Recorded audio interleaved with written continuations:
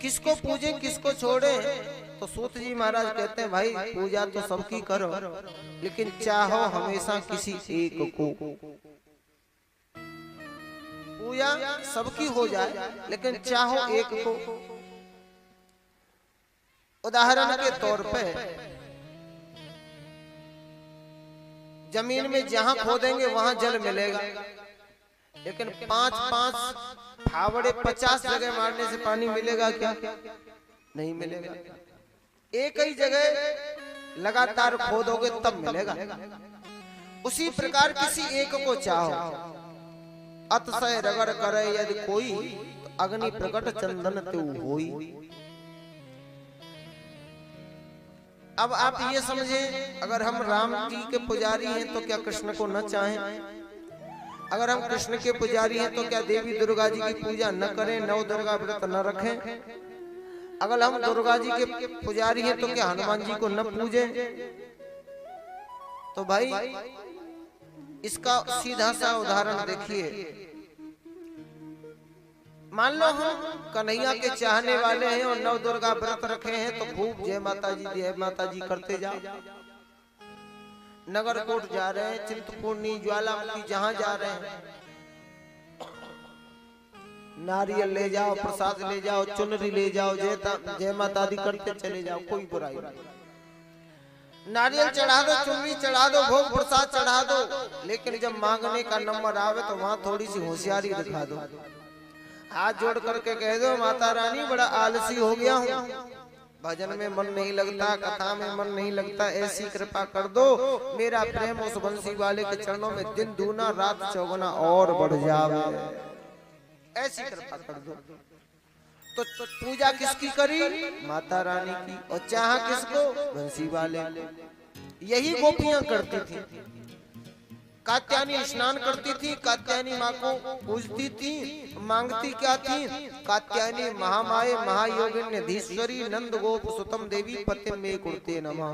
हे कात्यायनी मैया, ये नंद गोप के लाला हमें पति रूप में मिल जावे। चाहते बंसी वाले को पूजा करते कात्यायनी माँ की। किसी एक को चाहो। भगवान कहते अनन्यास चिंतयन्तु माम ये जनाः पर्यपासते तेषां नित्यभियुक्तानां योगक्षेमं वहाम्यहम्। जो भक्त मेरा अनन्यता से चिंतन करता है उसकी सारी जिम्मेवारियां मैं स्वयं संभालता हूँ। पर अनन्यता से चाहो, भटको मत आज यहाँ वहाँ, ये नहीं। तेरा मन कुत्ता दर दर फिरे और दर दर दुर दुर हो, अगर एक ही दर को हो रहे तो फिर दुर दुर करे ना हो। एक दर के हो जाओ, एक के हो जाओ किसी से। अच्छा तो फिर किसको पूजे किसको छोड़े, कौन सा? तो भाई देखो आटा वही है। अब किसी को पराठे पसंद है तो किसी को पूड़ियां पसंद है, तो किसी को फुलकियां पसंद है। अच्छा पूड़ियां भी कई तरह की तैयार हो जाती है, लाल पीली हरी गुलाबी, अपने अपने स्वाद का भेद है, आटा वही है। उसी प्रकार जिनके रही भावना जैसी प्रभु मूरत देखी तिन तैसी।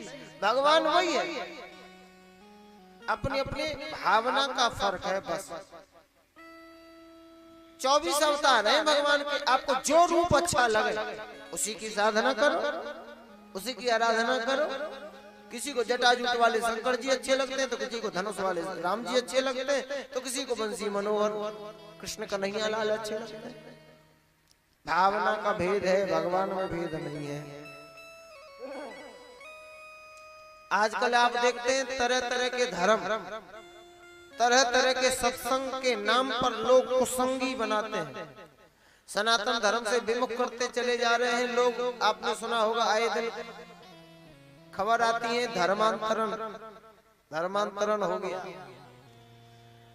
एक जगह ऐसे ही लोगों की भीड़ इकट्ठी कर ली, कोई नास्तिक व्यक्ति लोगों को समझा रहा था, सुनो ये बताओ ईश्वर एक है या अनेक? बोले ईश्वर तो एक है। बोले अगर ईश्वर एक है तो उसका एक आकार दिखना चाहिए।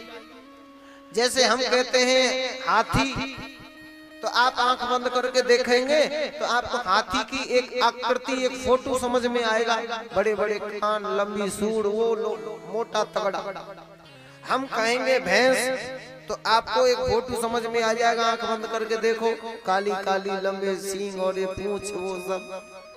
हम कहें गाय तो गाय का भी एक फोटो समझ में आ जाएगा सबको। लेकिन हम कहेंगे ईश्वर तो ईश्वर का एक फोटो समझ में नहीं आएगा सबको। किसी को बंसी वाला दिखेंगे, किसी को हनुमान जी, किसी को राम जी, किसी को शंकर जी। तो जो अलग अलग दिखे वो ईश्वर कैसा? ईश्वर अगर एक है तो उसका एक आकार दिखना चाहिए। इससे यह सिद्ध होता है यह कोई भी ईश्वर नहीं है। आजकल के सत्संग वाले यही उपदेश करते हैं, मैं राम को नहीं मानूंगा, मैं कृष्ण को नहीं मानूंगा। जो धर्मांतरण करने वाले बड़ी बड़ी कसमें खिलाते हैं, आपने वीडियो देखे होंगे। ऐसे ही समझा रहा था वह व्यक्ति सबको। वहां एक विद्वान महापुरुष पहुंच गए, उन्होंने देखा तो ये तो सबको नास्तिक बनाए दे रहा है। तो सुनो, जहाँ धर्म पर आघात हो रहा हो, जहाँ धर्मांतरण हो रहा हो, ऐसी कोई बात हो तो वहां जरूर बोलना चाहिए। ऐसे स्थान पर नहीं बोलोगे तो फिर कहाँ बोलोगे? अरे द्रौपदी की साड़ी खींच रही थी, भीष्म से पितामह भीष्म शक्ति होते हुए भी विरोध नहीं कर पाए। परिणाम क्या हुआ? इच्छा मृत्यु का वरदान होते हुए भी उन्हें बाणों की सैया पे पड़ना पड़ गया। समय पे क्रोध नहीं कर पाए। इसलिए अगर पितामह भीष्म चाह देते तो दुशासन की हिम्मत नहीं थी कि साड़ी के पल्लू को भी टच कर सके, छू जाए। दुर्योधन को भी डर के मारे सुसु हो जाते, लेकिन नहीं चाहे। ताकत थी लेकिन प्रयोग नहीं किया। अच्छा, इसके दूसरा प्रसंग देखिए, जटायु। रावण के मुकाबले जटायु में शक्ति तो नहीं है। ये तो चलत दशानन डोलत बनी, इतना बड़ा बल, कर जोरे सुर दिशा पे विनीता, देवता हाथ जोड़ के खड़े रहते हैं। लेकिन जब उसे गलत कार्य करते हुए देखा तो जटायु जी ने उसे ललकार दिया, रे रे दुष्ट ठाड़ के न होई, निर्भय चले से न जातन जाने से मोई, ठहर जा। विरोध किया। भले जटायु जी के प्राण चले गए, लेकिन अंत में भीष्म जी को बाणों की सैया मिली और जटायु जी को भगवान की गोदी मिली। गीत देह तज धर हरि रूपा। तो इसलिए धर्म का जहाँ कहीं भी बात आवे, जहाँ समाज की बात आवे, मान मर्यादा की बात आवे, वहां बोलना चाहिए। हिम्मते मर्दे मर्दे मददे खुदा। अच्छा, महात्मा जी ने देखा ये सबको नास्तिक बना रहा है। महात्मा जी बोले, भैया कुछ हम भी कहना चाहते हैं।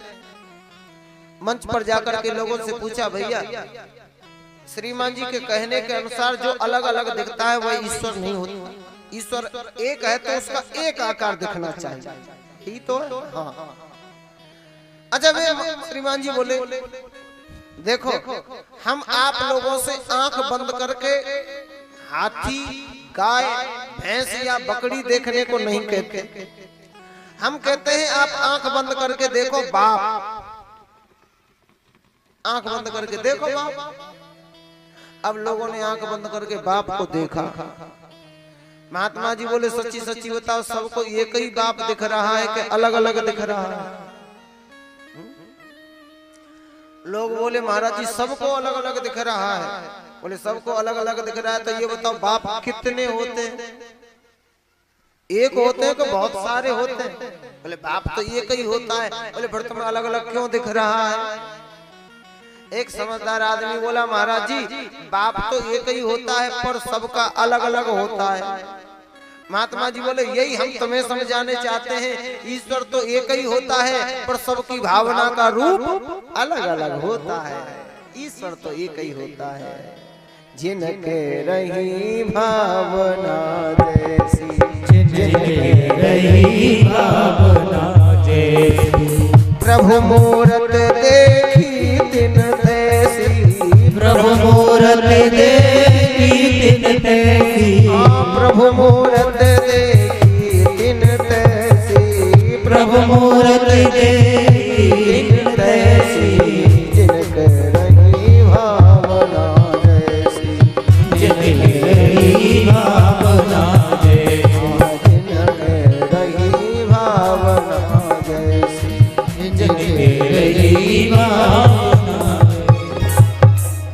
बोले भक्त वत्सल भगवान की।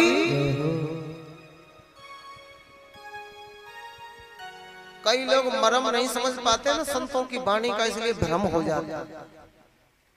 कबीरदास जी का एक दोहा, वे कहते हैं एक राम दशरथ का बेटा, एक राम घट घट में लेटा, एक राम का सकल पसारा और एक राम सब जग से न्यारा।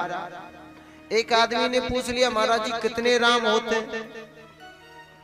बोले तुम्हें कितने लगते हैं? बोले 4 राम तो आपने ही बता दिए अपने दोहा में। एक राम दशरथ का बेटा, एक राम घट घट में लेटा, एक राम का सकल पसारा, एक राम सब जग से न्यारा। 4 तो यही हो गए, कितने होते?